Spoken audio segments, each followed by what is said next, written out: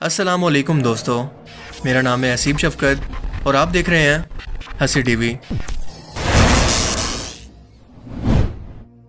European और हिंदुस्तान के कलम फरोश तारीखदानों और शिद्दत पसंद हिंदू लीडर्स ने मुत्तहिदा हिंदुस्तान और मुगल अम्पायर के छठे शहंशाह औरंगजेब आलमगीर को जितना बदनाम और रुसवा किया है, इसकी मिसाल हिंदुस्तान की तारीख के अंदर मिलना बहुत मुश्किल है। इस मुसलसल नफरत, झूठ, प्रोपेगेंडा का नतीजा ये निकला कि आज की ब्रेन वॉश हिंदुस्तान की नौजवान नस्ल इन्हें यानी औरंगजेब आलमगीर को हिंदुओं का या फिर अपना सबसे बड़ा दुश्मन मानती है। इसलिए कि औरंगजेब आलमगीर ने हिंदुओं के हजारों मंदिरों को तुड़वा दिया, बहुत से हिंदुओं को ज़बरदस्ती मुसलमान बनाया और लाखों हिंदुओं को बिला वजह सिर्फ इस बात पर कत्ल कर दिया क्योंकि वो हिंदू थे। इसके अलावा वो बहुत ही जालिम, खुदगर्ज और मकार किस्म का इंसान था। यानी ऐसा कोई बरतर किस्म का इल्ज़ाम नहीं जो कि आज के टाइम के अंदर औरंगजेब आलमगीर पर हिंदुस्तान में ना लगाया जाता हो। और ये नफरत इस कदर बढ़ चुकी है कि तारीख की किताबों से मुगल अम्पायर की मुकम्मल तारीख को ही निकाला जा रहा है। दिल्ली में चंद किलोमीटर पर मुश्तमिल एक छोटी सी सड़क औरंगजेब आलमगीर के नाम से मंसूब थी, लेकिन ये निस्बत भी फिरका परस्तों के दिलों में कांटा बनकर चुभ रही है और इसका नाम बदलने की कोशिश की जा रही है। पर तारीखी हकीकत इसका बिल्कुल उल्ट है और ये नफरत और प्रोपेगेंडा सिर्फ इसलिए है कि वो एक ऐसा मुस्लिम हुक्मरान था जो कि अकबर की तरह बेदीन और जहांगीर की तरह मजहबी मामलात के अंदर लापरवाह नहीं था, बल्कि इस्लामी कानून का सख्ती से पाबंद था। इसका दौर हिंदुस्तान की तारीख का सबसे बेहतरीन, पुरअमन और अमीर तरीन दौर था और हिंदुस्तान दुनिया का ऐसा मुल्क था जो दुनिया की कुल GDP का 1/4 हिस्सा पैदा करता। और इसी टाइम के अंदर इंग्लिस्तान का या फिर इंग्लैंड का कंट्रीब्यूशन था सिर्फ और सिर्फ 2%। और जाहिर है कि इसकी मिसाल आज के शिद्दत पसंद, कौम पसंद और मजहब पसंद लीडर अपनी आवाम को नहीं दे सकते कि हिंदुस्तान की सरजमीन के अंदर इस मुगल मुसलमान शहंशाह के दौर के अंदर सबसे ज्यादा फैली हुई थी। हिंदुस्तान की आवाम बिना किसी मजहब के फर्क के कितना खुशहाल थी। अब आज के टाइम के अंदर हिंदू लीडर्स अपनी आवाम को ये सब बातें नहीं बता सकते क्योंकि इन दो कौमों यानी हिंदू मुसलमान के आपसी इत्तेहाद को तोड़कर और नफरत फैलाकर इनको अपनी आवाम से जज्बाती, देशभक्ति या फिर मजहब के नाम का वोट मिलता है। औरंगजेब आलमगीर की ज़िंदगी के मुतालिक असल सच्चाई और इन पर लगाए जाने वाले इल्ज़ामात की हकीकत हम आज की इस वीडियो के अंदर जानने वाले हैं, जो कि शायद हिंदुस्तान के अंदर रहते हुए आप कभी ना जान पाएं। तो चलिए शुरू करते हैं। औरंगजेब आलमगीर मुगलिया सल्तनत का आखिरी अजीमुशान शहंशाह था जिसकी पैदाइश 3 नवंबर 1618 और वफात 3 मार्च 1707 को हुई। उसकी वफात से मुगल सल्तनत जवाल का शिकार हो गई। औरंगजेब के दौर के अंदर हिंदुस्तान दुनिया का अमीर तरीन मुल्क था और इसने हिंदू और मुसलमानों की फजूल रस्मों को ख़त्म किया, फहाशी को ख़त्म किया और खूबसूरत मकबरों की तामीर और आराइश को ममनू करार दिया। शराब, अफ्यून और भंग को बंद करवा दिया, दर्शन जरोका की रस्म को ख़त्म किया और बादशाह को सलाम करने का अदब का इस्लामी तरीका राइज किया। यानी सजदा करना और हाथ उठाना सब खत्म हो गए, जैसा कि अकबर बादशाह के दौर के अंदर तो बादशाहों को उसकी रियाया ने अदब के तौर पर खुदाई समझ लिया था। खाने की चीज़ों पर हर तरह के टैक्स को हटा दिया, बहुत से टैक्सों को माफ़ कर दिया जिनका ताल्लुक हिंदुओं से था, जैसा कि गंगा पूजा टैक्स, गंगा स्नान टैक्स और गंगा में मुर्दों को बहाने का टैक्स। सती जैसी जाहिलाना रस्म को ख़त्म किया। औरंगजेब के बारे में अक्सर कहा जाता है कि वो हिंदुओं के सबसे बड़े दुश्मन थे क्योंकि उन्होंने हज़ारों मंदिरों को हिंदू दुश्मनी के अंदर न सिर्फ तुड़वा दिया बल्कि हिंदुओं का कत्लेआम भी किया। पर यह हकीकत आपको कोई नहीं बताएगा कि औरंगजेब ने बेशक मंदिर तुड़वाए, मगर सिर्फ ऐसे इलाकों के अंदर जहां पर इनके खिलाफ बगावत जोरों पर थी, और यही मंदिर इस बगावत के अंदर मनसूबाबंदी के लिए इस्तेमाल हुआ करते थे। जब राठौरों ने बगावत की तो इनके मंदिर तुड़वाए, ससोदियों ने बगावत की तो इनके साथ भी ऐसा ही किया। जब जाटों ने बगावत की तो मथुरा और बनारस के अंदर मंदिर तोड़ी गई, लेकिन जिस इलाकों के अंदर कोई बगावत नहीं थी और सुकून था, ऐसे इलाकों के अंदर ना सिर्फ मंदिरों को दी जाने वाली ग्रांट बरकरार रखी बल्कि इन जगहों पर खुद नए मंदिर भी बनवाए। मंदिरों की जितनी बड़ी तादाद को औरंगजेब आलमगीर के टाइम के अंदर ग्रांट दी जाती थी, इतनी बड़ी तादाद के अंदर मंदिरों को अकबर के दौर में भी कभी भी ग्रांट नहीं दी गई थी। हालांकि अकबर हिंदुओं के नजदीक बहुत ही सेकुलर और इनके खैरखा माने जाते हैं। औरंगजेब पर हिंदू कौम को खत्म करने के इल्जाम की हकीकत का अंदाजा इस बात से भी लगाया जा सकता है कि इनका सबसे बड़ा फौजी सिपह सलार था राजे जय सिंह। जब तक राजे जय सिंह जिंदा रहा, औरंगजेब आलमगीर ने जंगी मामलात के अंदर इस हिंदू जर्नैल के मुकाबले में किसी मुस्लिम सिपह सलार का एतबार न किया। यहाँ तक कि औरंगजेब आलमगीर ने अपने मामू शाइस्ता खान को दक्कन से हटाकर शिवाजी के मुकाबले के लिए राजा जय सिंह को 1665 के अंदर भेजा, जो ये बताता है कि अगर औरंगजेब आलमगीर नस्ल परस्ताना सोच का हामिल होता तो एक हिंदू की सरकोबी के लिए कभी दूसरे हिंदू को ना भेजता।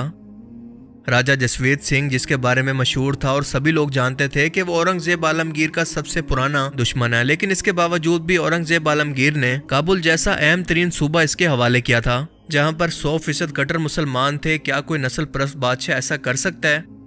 इसके अलावा औरंगजेब आलमगीर की जंगी सरगर्मियों पर अगर नजर डाली जाए तो पता चलता है कि इनके 50 साल जंगी जदोजहद के दौर के अंदर राजपूत इनकी फौज का हिस्सा रहकर लड़ते रहे। उन्होंने अपने बेटों पर तो वफादारी का शक किया, लेकिन किसी राजपूत की तरफ से किसी भी किस्म का शुबा उनके दिल में कभी नहीं आया।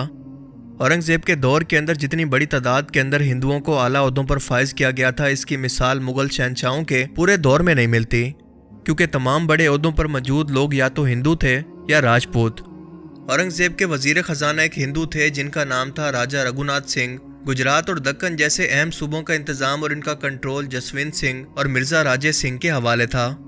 हालांकि जो बादशाह हुआ करते थे, चाहे वो चंद्रगुप्त मौर्य हों या फिर मुगलों के अकबर या औरंगजेब, इनके लिए कोई रिश्ता मानी नहीं रखता था, बल्कि अपनी सल्तनत को बढ़ाना और इसकी मजबूती इनका मकसद होता था। लेकिन औरंगजेब के दौरे हुकूमत के अंदर हिंदू ओहदेदारों का परसेंटेज 33% था, जिन्हें इनकी सलाहियतों की बुनियाद पर दरबार में खास जगह दी गई थी। जैसे राजा मान सिंह के पास सलाहियत थी तो अकबर ने इन्हें अपने दरबार के अंदर मुलाजमत पर रखा। बगावत के बाद औरंगजेब आलमगीर की फौज ने मराठा सल्तनत के बानी छत्रपति शिवाजी महाराज के बेटे संभाजी को कत्ल करने के बाद इनके कमसन लड़के साहू जी को मुगल दरबार के अंदर लाकर इन्हें एक हिंदू राजकुमार की तरह पाला पोसा और फरमान जारी किया कि इस बच्चे की ऐसे ही परवरिश की जाए जैसा कि एक हिंदू राजकुमार की होती है। सो इस फरमान के मुताबिक साहू जी को मुगल दरबार के अंदर एक हिंदू राजकुमार की तरह तालीम दी गई, हर एक सहूलत फराम की गई और बाद में यही साहू जी अपने बाप दादा की मराठा सल्तनत का शहनशाह बना।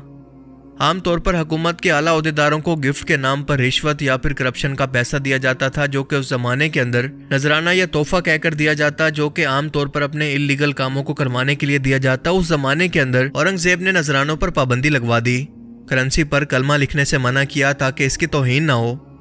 इस बात की इंतहाई कोशिश की कि मजलूमों के लिए इंसाफ हासिल करना आसान हो जाए और इसीलिए रोजाना 2 या 3 बार अपने दरबार को आम करना ये औरंगजेब की सोच थी। और यहाँ पर हाजिरी के अंदर किसी के लिए कोई रुकावट नहीं थी। हर छोटा बड़ा, गरीब अमीर, मुसलमान गैर मुस्लिम बेतकल्लुफ होकर अपनी फरियादों को पेश कर सकता था और बिना किसी ताखीर के उसको इंसाफ फराम किया जाता। कई बार उन्होंने उस वक्त के शहजादों और बड़े तबके के लोगों के खिलाफ भी सबूतों की बुनियाद पर फैसला किया। औरंगजेब एक बहुत अच्छे मुसलमान और हुक्मरान थे, लेकिन वो कोई फरिश्ता नहीं थे, लिहाजा उन्होंने अपनी जिंदगी के अंदर कई गलत फैसले किए, बहुत सी गलतियां भी की जिन पर एतराज किया जा सकता है। लेकिन आज जो इल्जाम इन पर लगाकर इनकी किरदार कुशी की जाती है, इसका शिकार आज हिंदुस्तान के अंदर हर एक मुस्लिम हुक्मरान है, जिसका अंदाजा आप हिंदुस्तान की हिस्ट्री फिल्म्स को देखकर लगा सकते हैं, जिन पर वाज़ेह तौर पर प्रोपेगेंडा का लेबल लगा हुआ है। औरंगजेब पर सबसे बड़ा इल्जाम अपने बाप और भाइयों को कैद के अंदर डालना था। हालांकि ये रस्म बहुत पहले से चली आ रही थी और औरंगजेब को ये पता था कि अगर इनका कोई और भाई इक्तदार में आता है तो इनका जिंदा रहना मुश्किल हो जाएगा, क्योंकि इनका रुझान मजहबी साइड पर जरा ज्यादा था। लेकिन इस बगावत का इल्जाम सिर्फ और सिर्फ औरंगजेब पर डालना बहुत बड़ी ज्यादती है, क्योंकि मुगल सल्तनत के अंदर इससे पहले भी ये कई मरतबा हो चुका था, जो कि जाहिर सी बात है कि बिल्कुल गलत है, ऐसा नहीं होना चाहिए था। औरंगजेब ने ज़राअत को तरक्की दी, पुरानी सड़कों की तामीर करवाई, इबादत गाहों की तामीर और जागीरों के अतिया वगैरह के जो रफाई काम किए। इनके अलावा मुख्तलिफ दूसरे मैदानों के अंदर जो खिदमतें अंजाम दी वो किसी मुसलमान के लिए नहीं बल्कि पूरे हिंदुस्तान के लिए थी और बेमिसाल थी। उनकी रहमदिली, इंसाफ करने की और माफ़ करने की आदत का उन लोगों ने भी एतराफ़ किया जो कि इनको एक खुश्क मिजाज, नारवा या सख्त गिर हुक्मरान करार देते हैं। उसने हमेशा अपने हरीफों के साथ, ख्वाह वो मुसलमान हो या फिर गैर मुस्लिम, सुन्नी हो या शिया, पठान हो या फिर मराठे और राजपूत, ज्यादा से ज्यादा सुलह और दरगुजर की पॉलिसी इख्तियार की। खुद शिवाजी महाराज को जिस तरह से इन्होंने बार बार माफ किया और इसके बेटे को गले लगाया, ये इसकी सबसे बेहतरीन मिसाल है। लेकिन अफसोस के अंग्रेजों ने हिंदुस्तान की 2 बड़ी कौमों हिंदू और मुसलमानों के दरमियान नफरत की दीवार कायम करने की जो मंसूबाबंदी की, इनमें मुगलों के दौरे हुकूमत में सबसे ज्यादा औरंगजेब आलमगीर को अपना दुश्मन या फिर अपने रास्ते की रुकावट समझते हुए इनके बारे में बेतहाशा गलत फहमियां फैलाई। बाज राइटर्स ने तो इनका आलाकार बनते हुए ऐसी किताबें लिखी जिनको तारीख और असल हकीकत की बजाय इनकी अपनी दिमागी कहानियां कहा जाए तो ज्यादा मुनासिब होगा। इन्होंने ऐसी बेबुनियाद बातें लिख दी जिनका हकीकत और वाकया से कोई ताल्लुक नहीं। औरंगजेब को एक हिंदू दुश्मन हुक्मरान की हैसियत से पेश किया गया और इसके लिए औरंगजेब और शिवाजी की जंग को बुनियाद बनाया गया। हालांकि ये एक सियासी जंग थी, ना कि मजहबी। शिवाजी जो कि मुगलों के खिलाफ गुरीला जंग लड़ा करते थे, वो गांव के गांव लूट लिया करते थे, किलों को, तख्तो ताज को बिल्कुल रोन दिया करते, इस बात की परवाह किए बगैर कि कौन सा शख्स मुसलमान है और कौन हिंदू। सोचने की बात यह है कि अगर वाकई औरंगजेब मंदिर शिकन और बुत शिकन होता, जो कि गलत है, तो क्या इतनी बड़ी सल्तनत के अंदर कितने ही पुराने और बड़े मंदिर जो कि उस वक्त मौजूद थे कि आज भी मौजूद होते? अगर औरंगजेब ने हिंदुस्तान के अंदर लाखों हिंदुओं को मुसलमान ज़बरदस्ती किया होता, तो क्या आज भी हिंदुस्तान के अंदर इतनी ज़्यादा तादाद के अंदर इनकी आबादी मौजूद होती? आप लोग शायद ये बात ना जानते हो कि औरंगजेब ने जहाँ पर सावशी मंदिर गिराने का हुक्म दिया, वहीं पर सावशी मस्जिदों को भी गिराने का हुक्म दिया, क्योंकि कहा जाता है कि सल्तनत ग्वालकंडा के मशहूर हुक्मरान तानाशाह ने साल से शाही महसूल अदा नहीं किया था और उसने अपनी दौलत छुपाने के लिए एक बड़ा खजाना जमीन के अंदर दफन करके इस पर जामिया मस्जिद ग्वालकंडा को तामीर कर दिया। औरंगजेब को खबर मिली तो उसने सावशी मस्जिद को गिराने का हुक्म दिया और इस खजाना को अवाम के कामों में खर्च किया। और आखिर में अगर आप औरंगजेब आलमगीर की असल लाइफ के बारे में जानना चाहते हैं और इनकी तारीख को समझना चाहते हैं, तो अल्लामा शिबली नुमानी की औरंगजेब आलमगीर किताब पर एक नज़र ज़रूर डालें। आई होप कि इस वीडियो से आपको बहुत कुछ नया जानने को मिला होगा और ये वीडियो आपको पसंद आया होगा। अगर ये वीडियो आपको अच्छा लगा तो इसे लाइक कीजिए और अब मैं मिलूंगा आपसे एक ऐसी ही नई इंटरेस्टिंग वीडियो में। तब तक के लिए अपना बहुत सा ख्याल रखिएगा। Thanks for watching this video. अल्लाह हाफिज। औरंगजेब वही है जो एक दिन में 2.5 लाख जनऊ जब तक ना जला ले उसकी आत्मा को संतुष्टि नहीं मिलता था। ये अच्छा में था तो मैंने किसी से कह दिया कि औरंगजेब जो है 10,000 ब्राह्मणों को डेली मारता था। तो वो बेचारे समझदार आदमी थे, कहते हैं तो बोले 10,000 पर डे, तो मान लो साल में 300 दिन है, 10,000 में एक जीरो बढ़ाओ तो कितना हुआ? मैंने कहा 1 लाख। कहा फिर दूसरा जीरो बढ़ा दिया, फिर मैंने कहा 10 लाख। तो बोले कि एक साल में वो 30 लाख पंडितों को मारता था। मैंने कहा हाँ। कहीं 50 साल उसने शासन किया, तो एक साल में 30 लाख, तो 50 साल में 15 करोड़, और टोटल पॉपुलेशन औरंगजेब के समय इंडिया की 11 करोड़। तो तुम कहां से बचे हो? जिसने सभ्यता को तलवार के बल पर बदलने की कोशिश की, जिसने संस्कृति को कट्टरता से कुचलने की कोशिश की, यहां अगर औरंगजेब आता है तो शिवाजी भी उठ खड़े होते हैं। औरंगजेब आलमगीर।